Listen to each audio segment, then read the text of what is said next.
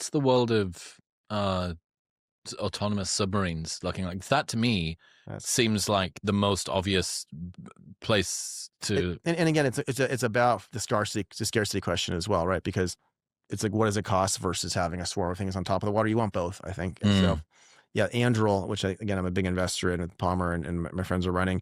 They have, I think, a facility in Rhode Island that's pumping out a couple hundred of these a year. And there's these very advanced submarines. They've also just, I think last week, introduced these like new underwater sentries that can like detect certain things and do certain things underwater too. I think you can use them as mines and stuff as well, and all sorts of possibilities. So yeah, you definitely want complicated things underwater. And it's interesting, that becomes again a game.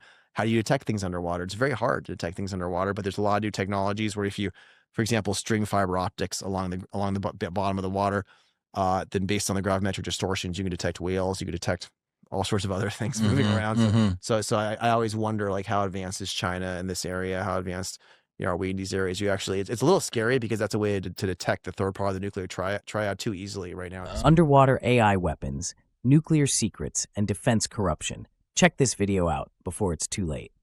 Oh yeah. Well, I wonder. I kind of have this sense in my mind of people not wanting to show their hand, and people, different nations, understanding that if you have that, you almost have this trade-off. In fact, this actually happened, I think, in World War II. Once the Enigma code had been cracked, there was a value judgment that needed to be made. We know that they are going to try and attack these 3 ships, but if we always avoid all of the ships from being attacked, they're going to know that something's up. So you're tolerating how much of this do we decide to use? How much do we show of our knowledge? Yeah. And I kind of get the sense when it's China does something in Taiwan at some point, and you go, okay, how if 10 is unleash everything, Yeah. how far of that can we go? Because yes, maybe it's really, really good in pushing back this particular assault or defending yourself or whatever it is, but also completely shows your hand and this is the technology and this is the capability that we've got. So that, I mean, you can talk as much as you want about the introduction of AI, the sort of retreat of physical soldiers from the battlefield. That is a value judgment that really just, it's done by committee, hopefully a very smart committee, but it's done by people that go, fuck, go to 10 or go to 8 or go to whatever. There are certain things we work on, even at some of these companies I mentioned, that they aren't putting into Ukraine, for example, because they don't want Russia and China to learn about them and learn how to respond to them, which is not my judgment, by the way. I'm not in charge. So people get angry, why aren't you doing more to defend Ukraine? Whatever. Palantir and Anduril are doing a lot, but it's not up to me. We have leaders, and these are the technologies that are available. You choose which ones you go. Isn't this the central paradox of modern defense? You can build the most advanced AI systems in the world, but when do you show your cards? This is exactly why platforms like Palantir's must remain flexible, operationally adaptive, and trusted at the highest levels. Because when timing becomes strategy, software must think like a general. And they're going to be rational about the decision. And you're right. I mean, when it comes to nuclear deterrence, this is a very scary topic. And you actually probably don't want perfect knowledge on either side, because it makes things more likely to happen. And you actually don't want anything to happen. Say more on that. Well, the whole point is, like, you have the nuclear triad and the different ways you could respond in nuclear war, and you want them not to know everything and to be unsure they know everything and to be worried, because if they get to be very, very confident they know exactly what it is, and they could potentially be confident with some strategy that they've found a way to take it out and stop it, and then they could strike, and then they could know they could strike. And so it's actually good for both sides to be a little bit unsure about these things. It makes nuclear war that's so interesting. Yeah, what do you know about us, and what do you know about what we know about you?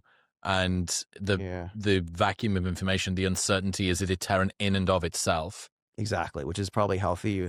None of us want nuclear war. Like, the reason I work in defense, probably 20% of 8VC, my firm, is in defense. We're doing things in bio to save lives and healthcare and other areas. And I work in defense to deter the bad guys and to make sure that we have the best technology there, so they're afraid to fight us. I don't want there to be lots of war. Like I said, I do think freeing the Iranian people is a good thing, but in general, like, I don't think what we did in Afghanistan for that so long was right. I think we've wasted a lot of money on crazy adventures. In general, I want less war, is my bias. And but that's the goal with the better technology. Yeah, it's just a very big, very smart deterrent. Yeah.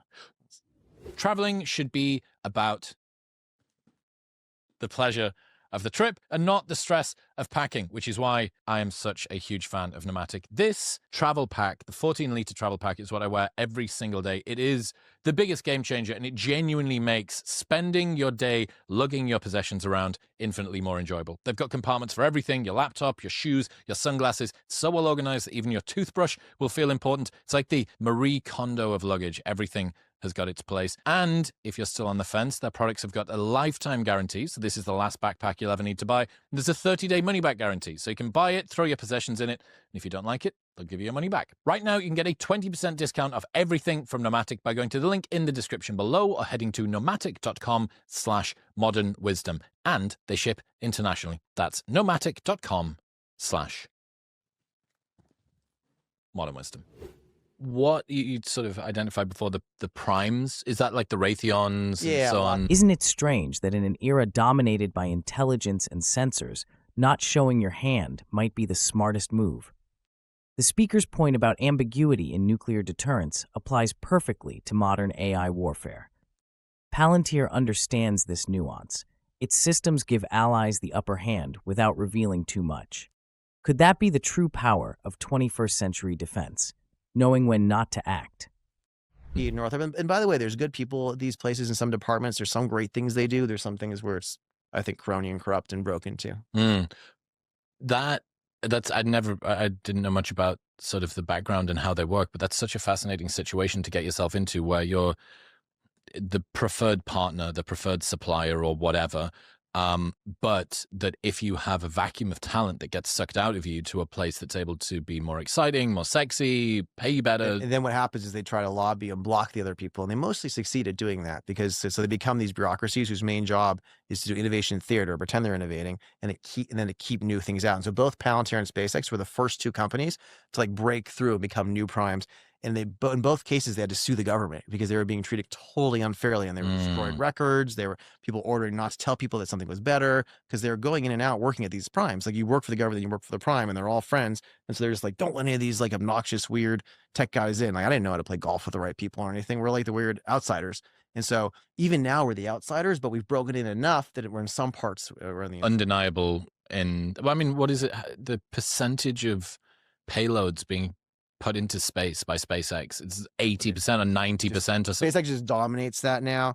Palantir dominates certain other areas, but if you look at the overall revenue the government spends with companies in defense, we're still tiny. We're tiny. No way. I think Palantir is like still well under $2 billion of revenue of like, few hundred billion in the same areas. And it's because all the defense companies are paid cost plus. And so they're What's that? What's cost? That means you get, say you go and you say, I spent $10 million on this, so pay me $11 million for delivering it to you. And so it becomes this really weird incentive where you purposely get all these expenses and spend way too much money on something so you can have a little profit so that your profit's bigger from the government. And so there's this weird model where you're incentivized to be inefficient. You're hearing exactly why true disruption in defense didn't come from inside the club. It came from outsiders. SpaceX and Palantir forced their way in not with lobbying, but with performance. And that's why they still feel like underdogs. Because the system resists what works when it threatens what's familiar. This isn't just about money, it's about power and who gets to decide what innovation means. Exactly. This is how we've built this for 50 years. And so you have things where Palantir or Anduril, as an example, will come in and do something at like a tenth the cost better. It's just like crazy. It sounds like I'm lying. They do something like they'll have a drone versus Lockheed, and their thing will be literally a tenth the cost to make, and it'll have like 60% more battery life. It'll be like twice as fast. It'll carry 50% more weight. And then it'll literally be like a tiny fraction of the cost. And still you'll lose at first because Lockheed or whoever it was, Raytheon does this really well, is they'll write the request for proposal with like a 300-page document specifying all these requirements that no one actually needs, but that actually make it so it has to be their solution. And so this is the same as game. This is the same as the foreign country that says the exactly the headlights need to be this height from the ground and blah, so blah. The same game being played by Germany and even Israel and other countries with their internal trade barriers against outsiders that everyone plays is a game being played by the prime, stopping anyone from breaking in. And so this is what happens. What we were talking about outside there is you get people who are bureaucrats, and the complexity of the bureaucracy is a feature, not a bug, because they could use that feature to control it for themselves and control access. Yeah, it kind of blows my mind that there's a couple of areas that I think about this in the first one being medicine, anything that's with regards to keeping people alive. Like, there's literally no more important job than keeping people alive. And in warfare, it has to be bureaucracy, because if it wasn't, cutting the Gordian knot of all of the issues, if there was some sort of really serious threat that came along, people go, okay, this has been a nice LARP for a while. The pantomime's fucking over. All right? Like, it's time for us to... And this is what happens in wars. And one of my favorite books on this is The First World War by Winston Churchill, where he's appointed the First Lord of the Admiralty. And his job is basically to go in and just like knock heads in the British Navy and get rid of all the old fuddy-duddies. Well, he was super unpopular, right? He was unpopular as hell for ages. Unpopular. That's why they framed him at Gallipoli in World War I and then threw him out. And he was out of his career for a while because by virtue of having to fight the bureaucracy to fix it, everyone hated him and wanted to like make him look really bad. And then he goes through this like really tough part of his career for a long time, and then shockingly comes back and saves the West. But it really is interesting if you are one of those people who's just really bold and smart and just push through and fix things. Yeah, it pisses a lot of people off, but it's necessary to win the war. This is what institutional rot looks like. The best tech loses because it wasn't made by the right lobbyist. Palantir's value isn't just its software. It's the courage to disrupt a rigged game. They're not just fighting for contracts. They're fighting for the soul of defense innovation. And like Churchill, anyone bold enough to cut through the bureaucracy will be vilified until they're proven right.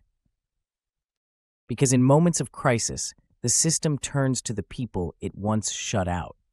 That's exactly what's happening now, and Palantir's rise is a signal of that shift.